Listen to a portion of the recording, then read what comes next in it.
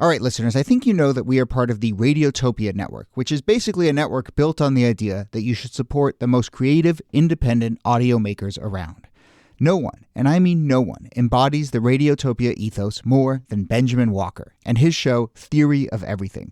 Benjamin, who I've known for a long time, has been making beautiful, personal, sprawling audio documentaries for decades that help us understand the very strange world we live in.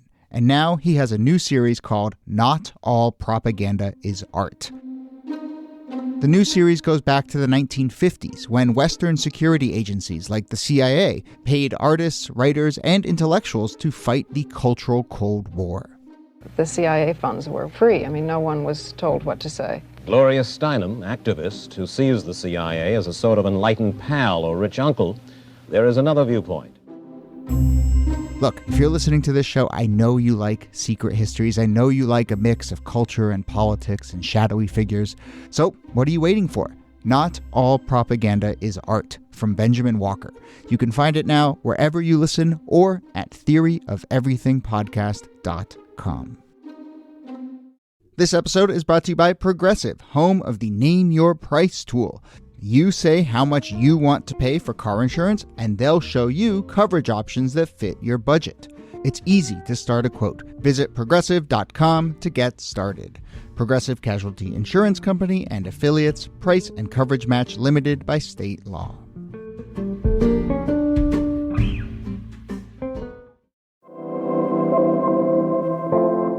Hello and welcome to This Day in Esoteric Political History from Radiotopia. My name is Jody Avirgan.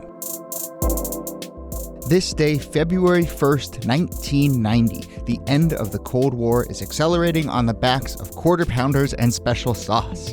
The very first McDonald's opened in Moscow on this day with lines stretching around the block and the arrival of the most American of brands into the heart of the Soviet Empire. This was, of course, just a few months after the Berlin Wall fell. The Soviet Union under Gorbachev was softening its economic policies.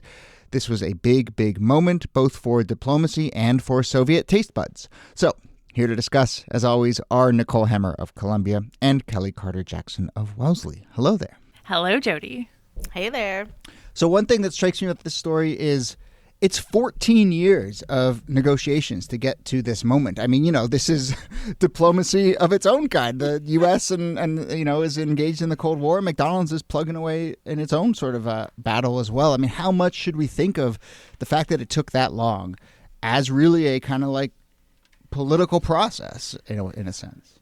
Oh, well, it's absolutely a political process because it's not just about opening a McDonald's restaurant. It's about what McDonald's symbolizes. If there is one pure symbol of American consumer capitalism, McDonald's is kind of it, as that those golden arches as a sign of America's soft power and its sort of economic imperialism. And so the fact that the negotiations were even going on at all in the mid-1970s, which is a period of détente, a kind of thawing between the U.S. and the Soviet Union, is kind of miraculous.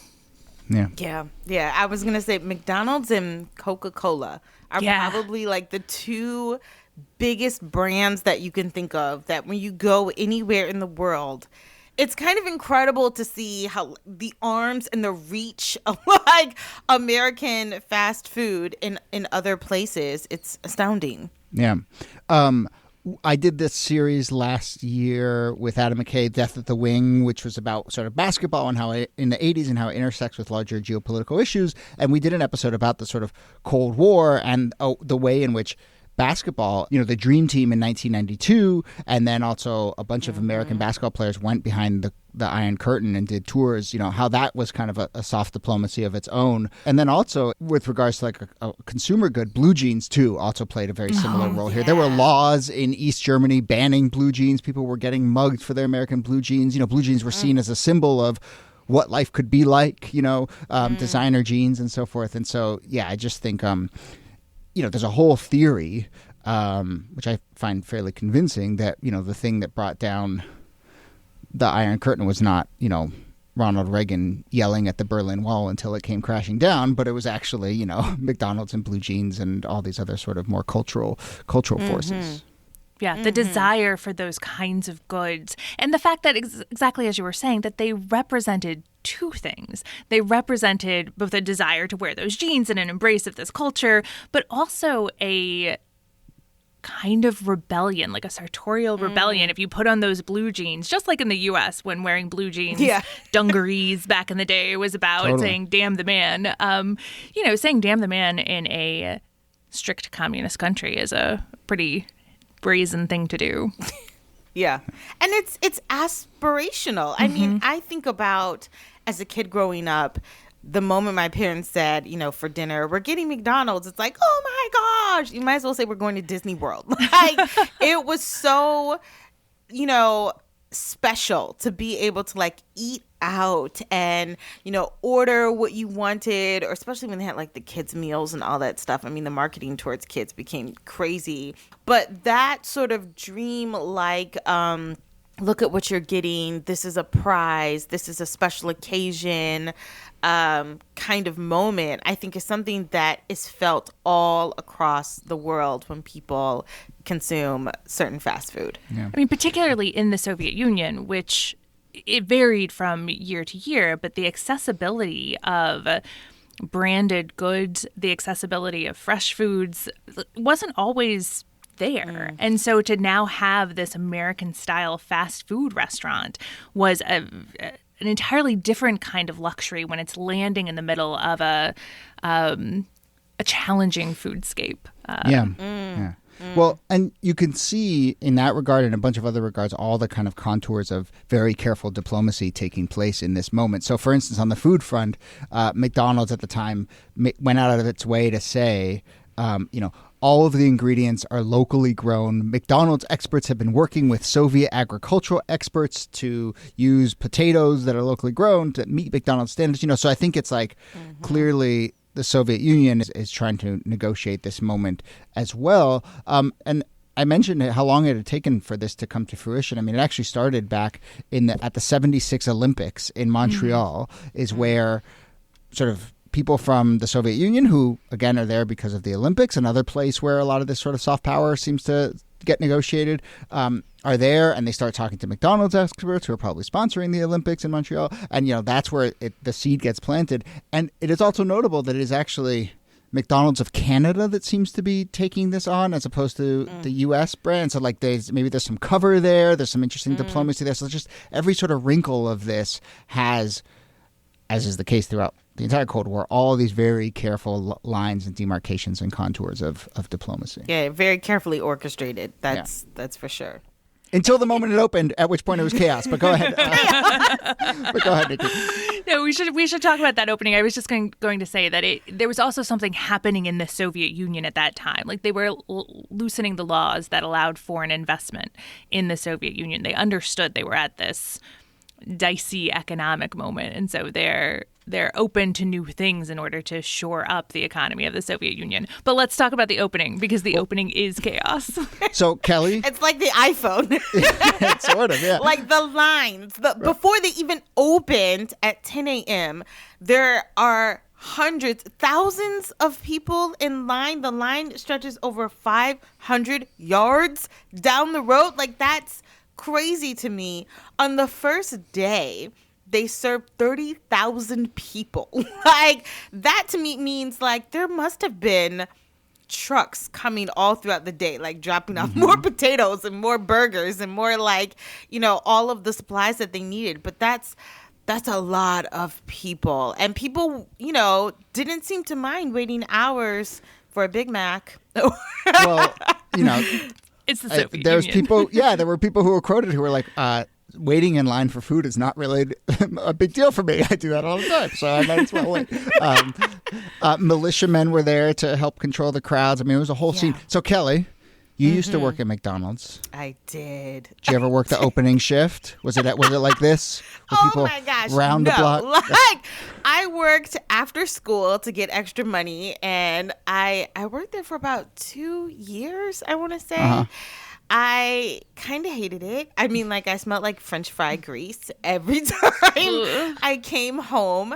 I still don't know how I managed to work there and eat there and stay thin. I blame that on, like, being 16, because I would, like, work and then get, like, a Big Mac meal and a McFlurry and a 6-pack chicken nugget. Like, I don't know how I ate all that, but I did. I worked there, and it was, you know, that's how I got my extra cash for, like, to buy my dress for prom or something like that. Like, it was wild. But I could never imagine serving that many people. It would be chaos. Because if you think about McDonald's in the States, most of the people that work there, or at least during my time, they were all high schoolers. This was like, you know, a part-time thing that you did to make extra money on the side.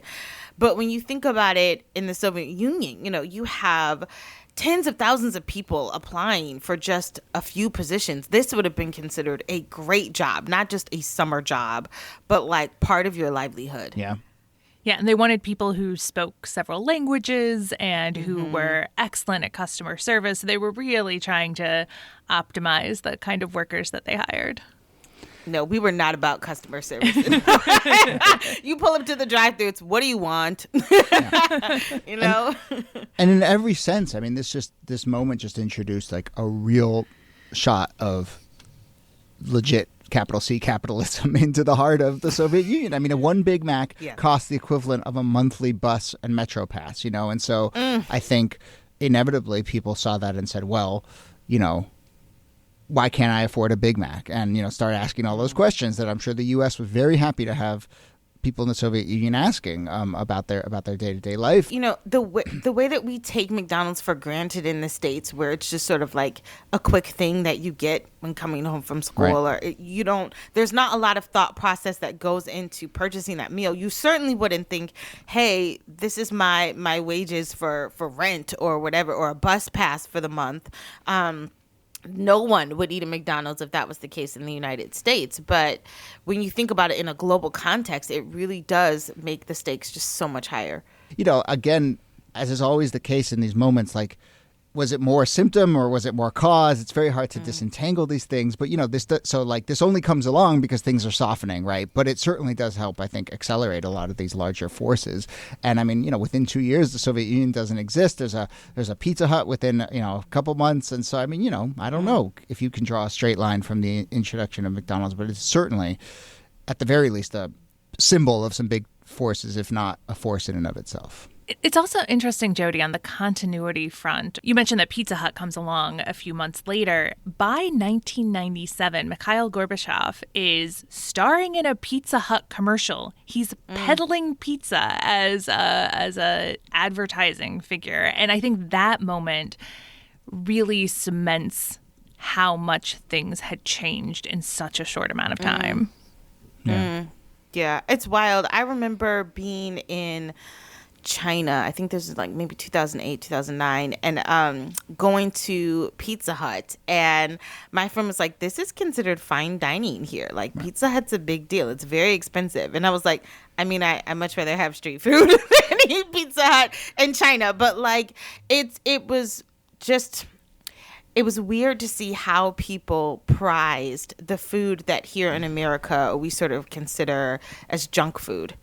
Right. And I mean, I think that probably cuts both ways, right? There's probably tons of like Chinese food that we eat here that in China is considered. Oh yeah, either doesn't exist or is just thought of as not that interesting or whatever. And so yes, and you know, I should have looked some of this stuff up, but you know, there's that whole also world of the different items you can get at different McDonald's and Pizza Huts around the world, and the ways in which it has tried to adapt to local cuisine, and you know, it's like this weird Twilight Zone-y space when you walk into a McDonald's and it's like 95% familiar, but then there's a few little things that are different. You're like, wait a minute, am I in a Black Mirror episode or something? But I can't remember if I was in Austria or Prague, but they had like turkey drumsticks on the menu and beer, which at the time was crazy to think that you could get alcohol in a McDonald's. And when I was living in Sydney, where they call McDonald's Maccas, they actually sold things like macarons at the McDonald's there, which is amazing. That's pretty high quality for a McDonald's. Yeah, no. Yeah, that is. I love seeing the different menus. Like, I love seeing how McDonald's is in the Caribbean or in London or in different places where it's like, what? There's jerk chicken on the menu. Like, just Pretty knowing great. that, like, there's a different way, or the filet of fish is like different everywhere you go. Well, apparently the oatmeal you can only get at a U.S. McDonald's. So take that, Well, rest there of the you world. Take your macarons.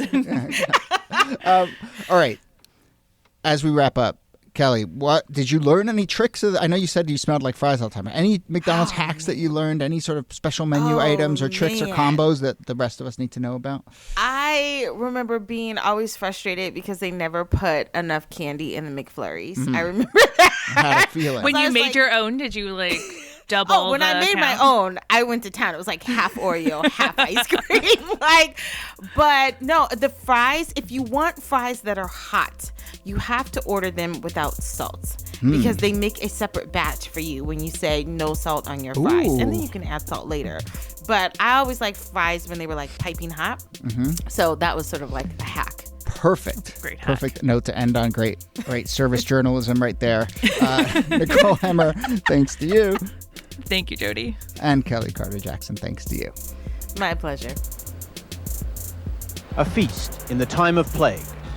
The words of Alexander Pushkin, Russia's greatest poet. In this new time of troubles, on the square that bears his name and statue, Pushkin now contemplates McDonald's. And the question is, was this the feast he wrote about? They opened what may be the world's largest hamburger stand this morning, and Pushkin's descendants crowded in. Their verdict on the feast was mixed.